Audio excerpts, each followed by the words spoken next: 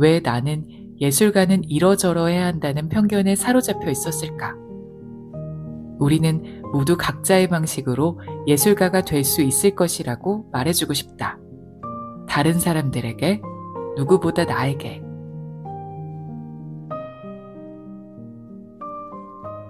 안녕하세요. 여행 책방입니다. 글쓰기. 저는 한동안 이런 생각을 했습니다. 글은 특별한 사람만 쓰는 거 아닐까? 작가처럼 문장을 잘 다루는 사람들만 글을 쓸 수 있을 것 같다는 생각이 들 때가 있죠. 하지만 오늘 소개해드릴 책, 황유진 작가의 어른의 글쓰기는 거창하지 않은 나의 이야기를 쓰며 더 용감하고 다정한 사람이 되는 법에 대해 이야기하고 있습니다. 작가는 대단한 문장력이나 특별한 재능이 없어도 누구나 자신의 이야기를 쓸 수 있다고 말합니다. 이 책을 읽고 나니 저도 제가 좋아하는 것들, 제가 사랑하는 것들에 대해 글을 쓰고 싶어졌습니다. 글을 쓰기 위해서 대단한 소재를 찾기보다 내 일상에서 느낀 작은 생각들, 내가 좋아하는 것, 내가 사랑하는 것, 내가 중요하게 여기는 것들을 기록해보는 것에서 시작할 수 있습니다. 오늘은 잘 쓰는 글이 아니라 나답게 쓰는 글에 대해 이야기하는 책, 어른의 글쓰기를 통해 글쓰기의 즐거움에 대해 알아보겠습니다. 나에게 좋은 이야기를 선물하고 싶은 어른이 글을 씁니다. 우리의 뇌는 감각 세포를 통해 매초 약 200만 비트의 정보를 받아들인다. 그중 우리가 인식하는 정보는 겨우 134비트, 즉 0.01% 뿐이다. 뇌는 게으르다. 생각보다 많이 게으르다. 수많은 정보를 모두 처리할 수 없으니 필터링을 통해 생존에 필요한 정보만 선택적으로 수집한다. 다른 정보를 같은 것으로 일반화하고 무의식적으로 현실을 왜곡하고 관심 있는 정보에만 주의를 기울이며 그 외 정보는 생략해버린다.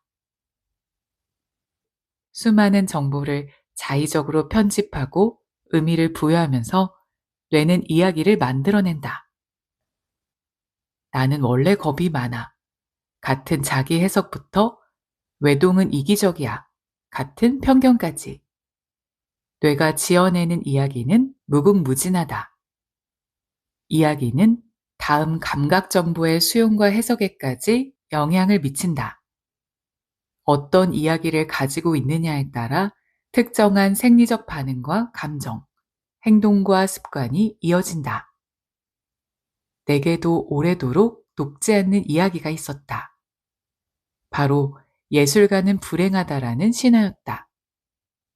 도박 중독과 가난에 시달리던 도스토옙스키, 조선시대의 관습 속에서 시들어간 시인 허난설원, 빼어난 재능에도 안타깝게 병으로 요절한 이상과 기영도, 가난과 고통 속에 살다가 문인들은 손에 꼽을 수 없을 만큼 많다.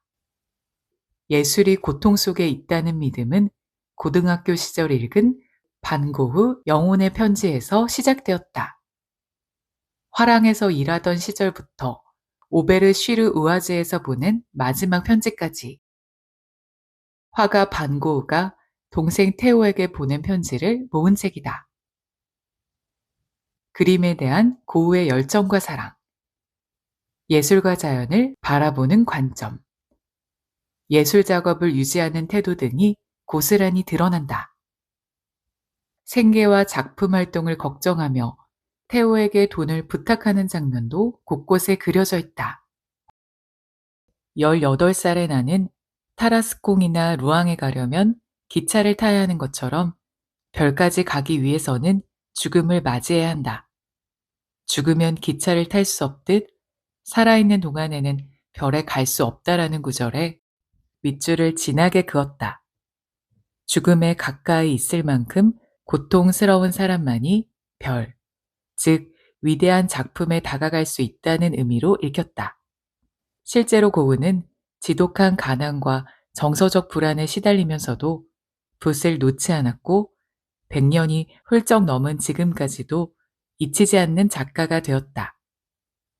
그때부터 기형적인 믿음에 날개가 달렸다. 소설은 도스토옙스키, 음악은 베토벤, 그림은 반 고흐. 그들의 작품을 사랑하면서 그들의 비탄을 사랑했다. 덕분에 시인을 꿈꾸던 20살, 슬픔과 우울을 수돗물처럼 끌어다 썼다. 큰 굴곡 없이 자랐으니 좋은 시인이 되기는 틀렸다는 자괴감을 이기려는 발버둥이었다. 오죽하면 계속 시를 쓸 수 있다면 평생 불행해도 괜찮아 라고도 생각했다. 0.01%의 정보에 근거해 뇌가 지어낸 이야기에는 한계가 있을 수밖에 없다. 많고 많은 예술가 중 왜 하필 고흐, 베토벤, 도스토옙스키만 남아 예술가는 가난하고 불행해 라는 이야기로 굳어졌을까? 덕분에 이후에도 행복한 작가의 삶보다는 불행한 작가의 삶에 더 눈길이 갔다. 거봐, 역시 예술가는 불행하잖아 라며 자기 확증의 길로 빠져들었다. 이 신화를 굳게 믿었던 이유는 그야말로 내가 기댈 수 있는 가장 안전한 이야기였기 때문일지도 모른다. 난 이 작가들만큼 불행하지 않으니 좋은 작가가 될 수 없어라고 생각하면 잘 못 쓰는 혹은 잘 안 쓰는 나를 합리화할 수 있으니까. 더 열심히 쓰기를 선택할 수도 있지만 그건 고단하고 어려운 길임이 분명했다. 그들의 삶을 내 것으로 만들 용기는 나지 않았다. 맞다. 나는 예술가는 불행하다는 내면의 이야기를 이용해 작가가 될 노력을 하는 대신 회사원이 되는 길로 도망쳐 버렸다. 이런 이야기를 오래 품고 살다 보니 책을 낸 후에도 스스로 작가라고 부르기가 어려웠다. 작가가 될 만큼 충분히 불행하고 슬펐니? 앞으로도 좋은 작가가 되기는 힘들지 않겠니? 나에게 물려준 이야기 유산이 고작 이런 거였다니. 더 좋은 이야기를 물려줬다면 책을 내고 난 후 스스로 번듯하게 축하를 해줬을 텐데. 책을 내고 악몽에 시달리며 나 자신을 향한 비난의 목소리에 시달리지 않았을 텐데. 2020년 더 일러스트레이터스 시리즈 중 미피의 창작자 딕 브루너 번역을 의뢰받았다. 더 일러스트레이터스 시리즈는 영국 일러스트계의 거장 퀸틴 블레이크가 총 구성을 맡아 세계적으로 영향을 미친 일러스트레이터들의 삶과 작품을 토파보는 전기 형식의 책이다. 번역하는 과정에서 한 문장 한 문장을 새기듯이 꼼꼼하게 읽었다. 읽으면 읽을수록 놀라운 부분이 많았다. 뭐야, 이 사람은 태생부터 예술 금수저잖아? 네덜란드의 부유한 출판 가문에서 장남으로 태어난 딕은 아버지 뒤를 이을 운명이었다. 그러나 딕의 영혼은 예술가였기에 부자는 내내 갈등을 빚었다. 아버지가 보낸 유럽 출판 연수 동안 딕은 미술관과 화랑만을 돌아다녔다. 이후에도 출판사에 입사하지 않겠다고 버텼지만 첫눈에 반한 이레네와 결혼하기 위해 고집을 꺾는다. 두 사람은 평생 함께했다. 생애 초년 아버지와의 갈등이 있긴 했지만 경제적으로도 정서적으로도 이토록 고난이 없는 예술가라니. 오랫동안 갖고 있던 이야기가 부서졌다. 그러나 뇌는 가만히 있지 않고 곧바로 다음 일에 착수했다. 새로운 이야기를 지어낸 것이다. 어릴 적부터 문화적 소양을 쌓았으니 예술가가 될 법하지. 하지만 두 번째로 맡은 레이먼스 브릭스를 번역하며 다시 한번 놀랐다. 브릭스의 아버지는 우유배달부, 어머니는 가정주부였다. 노동자 계급이었던 두 사람은 책 읽기를 싫어했다. 브릭스 자신조차도 책을 좋아하지 않았고 신문 만화를 좋아하면서 예술가의 꿈을 꾸게 되었단다. 뭐야, 이야기가 또 부서지네. 딕 브루너, 레이먼드 브릭스, 눈사람 아저씨의 작가, 루드비히 베밀먼즈, 마들린드 창작자, 토베 얀손, 무민 창작자. 네 사람의 전기를 옮기며 인연을 보냈다. 예술가들의 삶을 옮겼으며 내 몸에 새기는 과정이었다. 이들의 삶에서 꼽을 만한 공통점은 조금도 없었다. 시대 배경, 가정 형편, 부모 및 형제 자매와의 관계, 부모의 직업과 예술적 성향, 결혼과 자녀 유무, 성 정체성 등 모든 부분에서 네 명의 작가는 촘촘하게도 달랐다. 네 사람의 삶을 글로 옮기며 새삼 놀랐다. 왜 나는 예술가는 이러저러 해야 한다는 편견에 사로잡혀 있었을까? 우리는 모두 각자의 방식으로 예술가가 될 수 있을 것이라고 말해주고 싶다.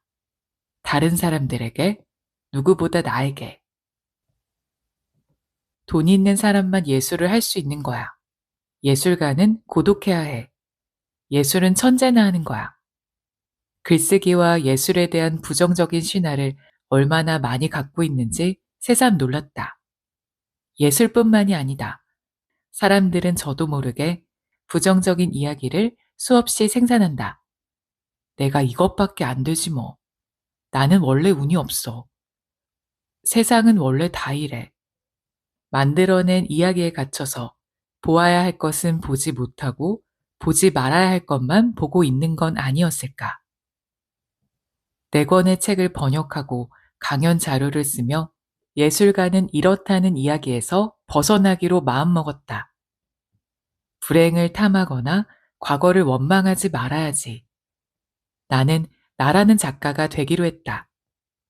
평범한 부모 밑에서 자란 나는, 별다른 부도 가난도 모르고 자란 나는, 인정받고 싶어 공부든 일이든 열심히 했던 나는, 아이를 키우며 울어본 나는, 완전히 소진되어 무기력해져 본 나는, 그래도 다시 매일을 살아내고 있는 나라는 작가를 낳을 것이다. 누구나 가슴 저릴 법한 고통 한가운데에서 빛나는 글을 쓴 사람들을 볼 때면 아직도 가끔 흔들린다. 글은 역시 저런 사람이 써야 하는 것 아닐까? 그럴 때마다 일기장을 펼치고 나에게 선물하고 싶은 이야기를 쓴다. 나만 쓸 수 있는 글이 있다고. 지금 쓰고 있는 글이 나뿐 아니라 다른 사람에게도 도움이 될 거라고. 그러면 그 이야기는 나를 진짜 그런 세계로 데려간다.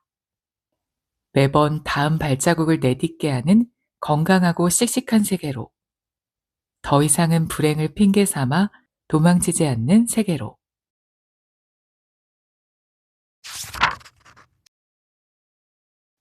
사랑하는 것을 씁니다. 태어난 계절과 좋아하는 계절은 관계가 있을까? 춘분 다음날 태어난 나는 극단적인 계절, 그러니까 여름과 겨울을 매우 싫어하며 자랐다. 여름은 숨이 막히도록 덥고 끈적이는 데다 다른 존재의 덩어리마저 부담스럽게 하니까. 겨울은 한기에 온몸이 얼어붙고 바람은 할퀴려 들고 빛은 부족하니까. 내가 그러니 모두들 그런 줄 알았다. 그래서 김신혜 작가의 아무튼 여름을 만나고 깜짝 놀랐다. 여름을 좋아할 수가 있다고? 심지어 여름이라는 소재로 책 한 권을 쓸 정도라고? 목차에는 그가 좋아하는 여름 식구들이 가득했다. 초당 옥수수, 10,000원의 네캔 맥주, 수영, 샤인머스켓, 혼술, 옥천냉면, 덩굴장미, 대나무 돗자리, 여름휴가. 옥수수를 별로 안 좋아한다. 초당 옥수수는 더 별로다. 수영, 나이 40이 먹어서야 물에 머리 담그고 뜨게 되었다. 샤인머스켓을 비롯한 포도도 안 좋아한다. 그런데 어라? 그것 빼고는 좋아하는 것들도 꽤 많다. 네 캔의 맥주 혼술이라면 나도 지지 않지. 옥천냉면, 평양냉면, 함흥냉면. 여름냉면은 언제든 환영이지. 휴가는 뭐니 뭐니 해도 여름방학에 떠나는 여행이지. 여름에 좋은 게 이렇게 많았나? 여름하면 또 뭐가 있지? 어릴 때 엄마가 타주던 미숫가루. 요즘 아이들 여름 디저트는 빙수로 바뀌었지만 우리 땐 미숫가루가 최고였다. 맹물 대신 우유에 가루를 듬뿍 탄 후 꿀 살짝 넣고 얼음 동동 띄우면 한낮 부석사 주차장에서 옷잎에 끈적끈적한 과즙 묻혀가며 먹은 백도는 어찌나 달콤했던지. 얼굴이 새까매지도록 매미 잡던 기억도 빼놓을 수 없다. 어린이들이 매미채 들고 아파트 단지를 휘저을 때면 30년이 지나도 애들 노는 거 비슷하다 싶어 웃음이 난다. 나도 여름에 좋아하는 게 이렇게 많았구나. 행복한 기억도 이렇게 많았구나. 여름은 덥고 짜증나서 싫어. 봄과 가을만 좋아 하며 생각의 틀을 단단하게 고정해 놓은 채 좋아할 수 있는 마음을 닫고 살았나 싶었다. 여전히 여름 더위는 괴롭지만 여름을 싫어하지 않을 수 있게 된 건 작가의 열렬한 여름 사랑 고백 덕분이었다. 좋아하는 마음은 숨길 수가 없다. 좋으면 계속 본다. 계속 보면 남들 눈에는 안 보이는 게 보인다. 조금씩 다른 모양새라던가 너무 사소해서 남들은 신경도 안 쓰는 변화가 눈에 띈다. 그게 재미있어서 또 본다. 아기나 강아지를 키우는 사람들은 한자리에서 수백 장씩 찍은 사진을 지우질 못한다. 남들 눈에 똑같아 보이지만 자기 눈에는 분명 차이가 보인다. 그래서 좋아하면 말이 많아진다. 덕질하는 아이돌 얘기를 할 때 10대들의 눈은 반짝인다. 서예가 취미인 아버지는 이제 건배사도 한시를 인용하신다. 중국 드라마에 빠진 친구는 중국어를 배우고 로맨스 판타지를 좋아하는 중년 여성끼리 자기가 본 최고의 로판에 대해 열변을 토한다. 좋아하면 보는 눈이 섬세해지고 고르는 기준이 생기고 기준에 따라 더 좋은 것을 발굴할 수 있다. 처음 글을 쓸 때는 작가가 하고 싶은 말이 많은 주제를 고르는 편이 좋다. 그래서 사랑하는 것을 쓰는 건 유리하다. 들려주고 싶은 말이 넘쳐나니까. 쓰기의 힘듦을 좋아하는 마음으로 극복하며 나아갈 수 있다. 글쓰기가 조금 더 즐거워진다. 천문학자 칼 세이건이 생애 마지막 인터뷰에서 이렇게 말했던 것처럼 사랑에 빠지면 세상 사람들에게 알리고 싶은 법입니다. 전 과학과 사랑에 빠졌고 따라서 사람들에게 과학을 이야기하는 건 세상에서 제일 자연스러운 일로 느껴집니다. 사랑하는 마음이 언제나 기쁨만은 아니다. 지독한 슬픔이 되기도 한다. 사랑하기 때문에 아프고 가엾고 그립다. 여는 글쓰기 수업에서 떠나보낸 앵무새에 대해 썼다. 그 전까지만 해도 나는 앵무새에 대해 아는 바가 거의 없었다. 알록달록한 몸과 큰 눈에 구부러진 부리, 새장에 갇혀 사람의 말을 따라하는 정도가 내가 가진 이미지의 전부였다. 앵무새가 주인과 그토록 깊이 교감할 수 있다는 사실을 그의 글을 통해 배웠다. 어릴 때부터 글쓴이의 손바닥에서 이유식을 받아먹고 자란 앵무새들은 다 자란 후에도 꼭 그에게 붙어 낮잠을 잤다. 엄마 뽀뽀하면 뽀뽀를 해주고 노래를 부르면 춤을 추었다.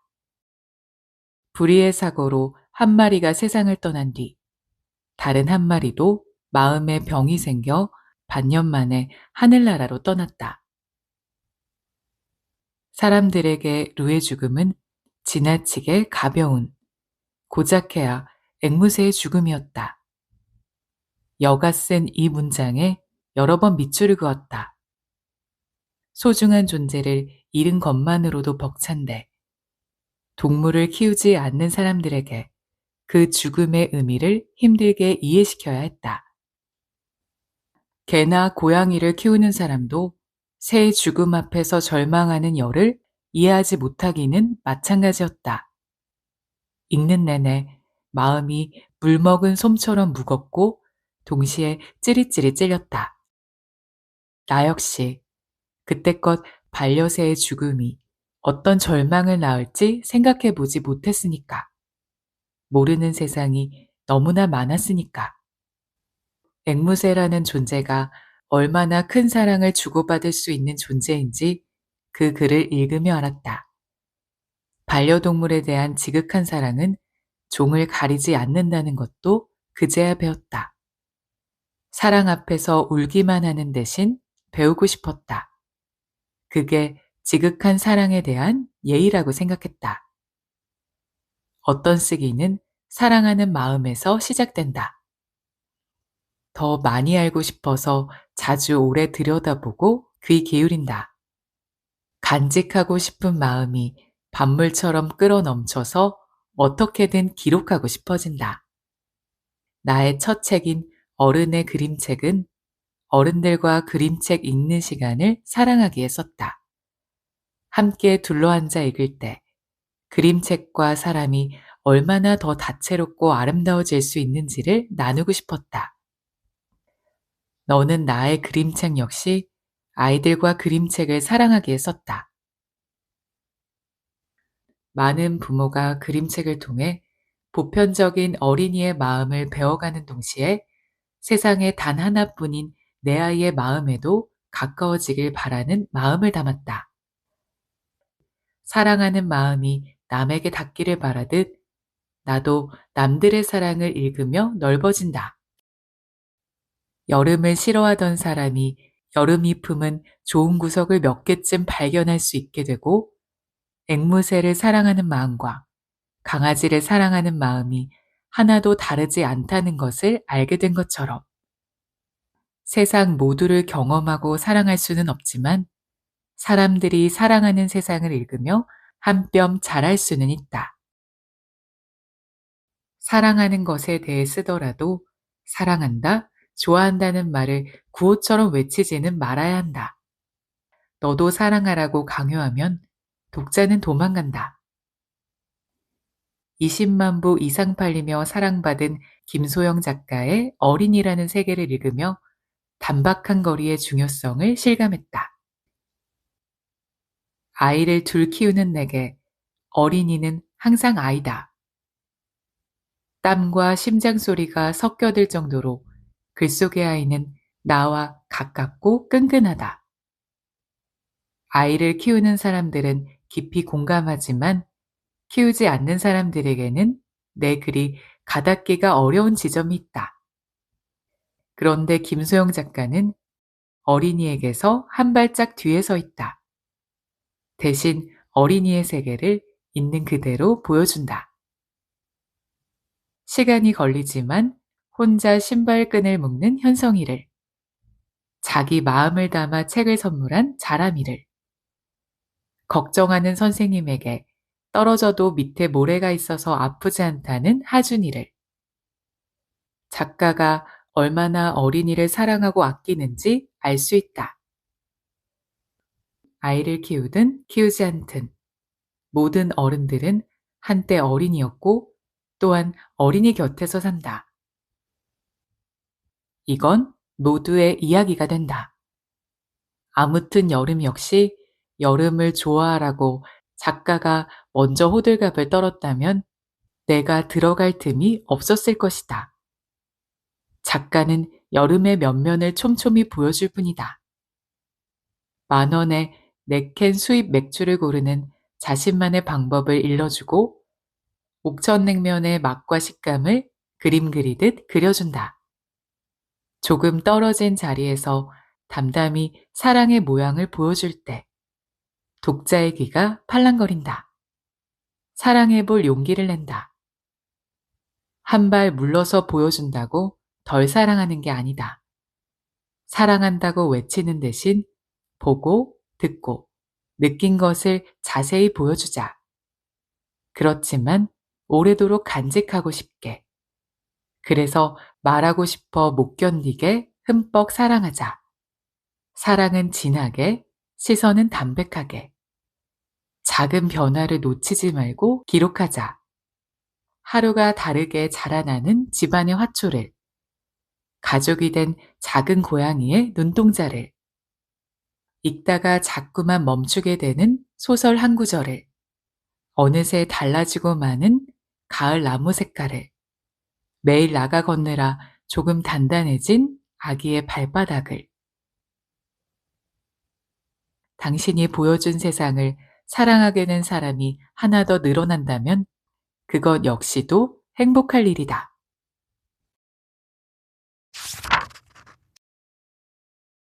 사유를 넓히려면 어떻게 해야 하나요?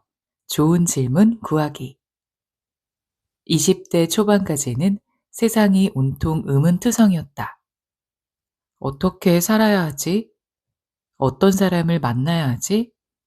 여자답다는 건 무슨 의미지? 그러나 몇 개월에 걸친 구직 시즌을 거치고 회사에 적응하는 게 첫 번째 목표가 되면서 질문은 희미해졌다. 취직을 하고 부서 배치를 받고 나자 곧 일기조차 쓸 수 없게 되었다. 집에 오면 예능 프로를 보다 쓰러져 잠들기 바빴다. 성실한 직장인으로 탈바꿈한 지 3년. 10%는 무조건 승진 불가라는 급작스러운 인사제도 변화로 대리 승진에서 미끄러졌다. 대부분 나이 어린 여자 사원들이 피해를 보았다. 걱정하는 팀장과 팀원들에게 괜찮다고 웃어 보이고는 집에 돌아가 침대에 엎어져 울었다. 정신이 번쩍 들었다. 나 진짜 괜찮나? 이렇게 사는 게 맞나? 고작 회사 제도 변동에 따라 삶이 고꾸라질 수 있다는 게 의아해졌다. 회사와 내가 다른 존재라는 생각이 들자마자 다시 블로그에 글을 올리기 시작했다.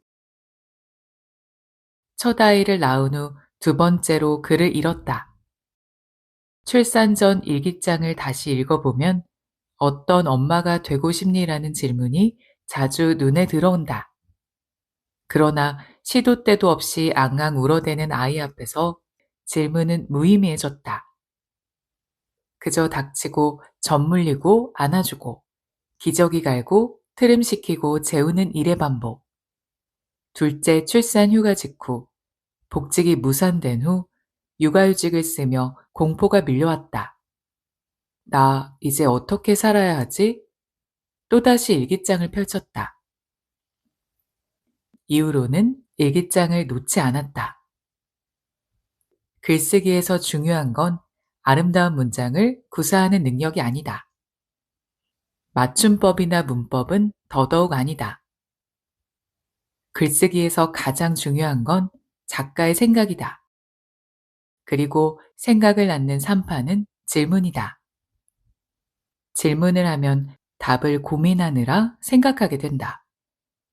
질문이 살아날 때 생각이 살아나고 비로소 글쓰기가 시작된다. 좋은 질문에는 힘이 있다. 멈추는 힘, 방향을 바꾸는 힘, 무엇보다도 내가 주인이 되는 힘을 선물한다. 질문을 잃어버린 사람은 세상이 던지는 질문만을 쫓는다. 어떻게 남들보다 돈을 많이 벌 수 있지? 어떻게 하면 남들보다 더 잘 나갈 수 있지? 질문이 타당한지 따져볼 새도 없이 브레이크 없는 차처럼 굴러간다. 그러다 어느 순간 갈피를 잇는다. 내가 지금 어디 있는 거지? 무얼 하고 있는 거지? 질문할 때 비로소 관성에 따라가는 움직임을 버리고 멈추어 선다. 질문하는 사람만이 멈출 수 있다. 이때 질문은 한숨이 아니라 들숨 같아야 한다. 나는 왜 이 정도밖에 못 되지 같은 질문을 가장한 푸념 대신 나는 이제 어떻게 하면 좋을까라고 새로운 답을 줄 수 있는 질문이 좋다. 또 세상이 아닌 나에게 향하는 질문이 좋다. 어떤 사람이 사랑받지라고 묻는 대신 왜 나는 사랑받으려고 할까라고 묻는 순간 질문의 주도권이 나에게 넘어온다. 사랑받으려고 안다라는 사람이 아니라 사랑받으려는 이유를 탐구하는 사람이 된다. 질문을 붙들고 사는 사람은 답답함을 해소하기 위해서라도 쓰는 사람이 된다. 나는 무엇에 행복과 불행을 느끼지? 무엇을 중요하게 여기지? 나는 어떻게 이런 사람이 되었지? 내가 꿈꾸는 다른 모습은 무엇이지? 어떤 방법이 있지? 좋은 질문을 하려면 먼저 넓어져야 한다. 나에게 매몰되어 있으면 할 수 있는 질문의 모양과 범위에 한계가 있다. 상황과 경험이라는 한계를 넓히기 위해서는 나 아닌 타자가 필요하다. 타자를 만나는 방법으로는 독서와 모임을 추천한다. 독서. 삶이 팍팍하고 몸이 건조하게 느껴질 때 어떻게 창의성을 회복할 수 있는지, 타오르는 호기심은 어디에서부터 오는지, 창의성에 유년기가 미치는 영향이 절대적이라는 세상의 통설이 진실인지 묻고 싶었다. 유럽의 그림책 작가들에게 묻다. 최혜진. 책은 작가가 품고 있는 질문에 대한 거대한 답이다. 유럽 그림책 작가들의 인터뷰지 프롤로그에서 최혜진 작가는 이런 질문을 던졌다. 삶을 더 아끼고 싶은 이의 질문. 편견에 맞서는 이의 질문이 이 책을 쓰게 했다. 작가의 쌓인 문구 역시 질문하는 삶의 기쁨을 나눕니다였다. 친애하는 나의 지배계에서 하재영 작가는 1980년대 대구 북성로의 주택을 첫 소재로 내세운다. 그 안에 새겨진 일제강점기, 독재체제, 가부장제의 흔적을 발견하며 작가는 묻는다. 집은 나에게 무엇인가? 집은 계급을 보여주는 상징, 가난을 가늠하는 최전선, 독립의 상징, 안온한 공간, 일상을 증언하는 목격자, 내 자리를 가늠할 수 있는 곳, 새로운 삶의 배경. 작가는 대구, 서울, 고향의 집 7채를 넘나들며 품었던 질문의 답을 찾아간다. 책을 읽으며 독자는 작가의 답을 따라간다. 동시에 작가의 질문에 대한 나만의 답을 찾고 나아가 새로운 질문도 만들어 본다. 친애하는 나의 지배계를 읽으며 집은 나에게 무엇인가라는 작가의 질문에 답을 해보려 애썼다. 동시에 새로운 질문이 계속 생산된다. 왜 집에서 내 자리를 주장하기를 그토록 어려워했을까? 아파트에서만 살아온 사람은 다양한 주거 환경을 경험한 사람과 어떻게 다를까?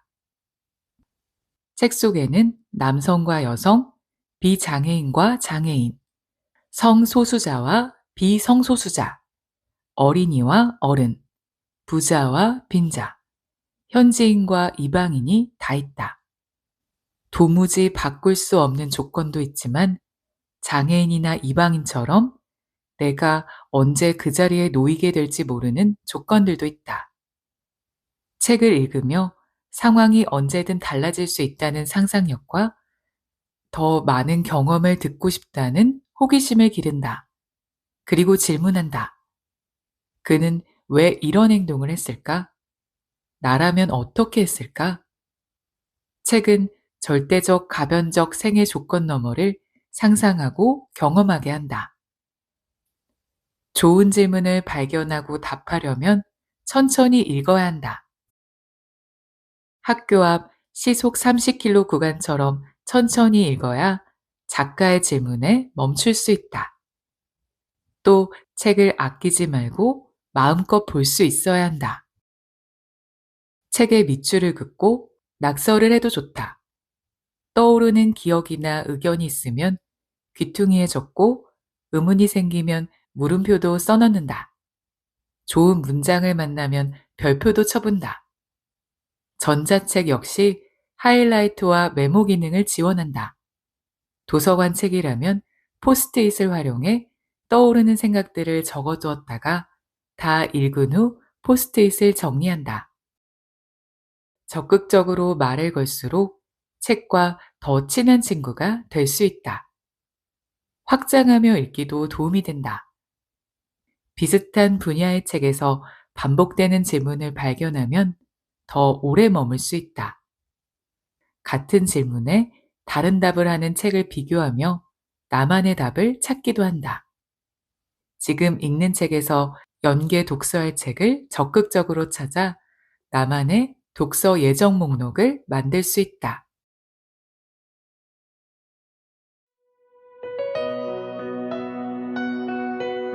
오늘의 영상은 여기까지입니다. 이 책을 통해 여러분도 자신이 좋아하는 것들, 소중하게 생각하는 것들을 한번 글로 남겨보시면 좋을 것 같습니다. 나의 사소한 이야기가 누군가에겐 큰 울림을 줄 수도 있으니까요. 지금까지 여행책방이었습니다. 오늘도 함께 해주셔서 감사합니다.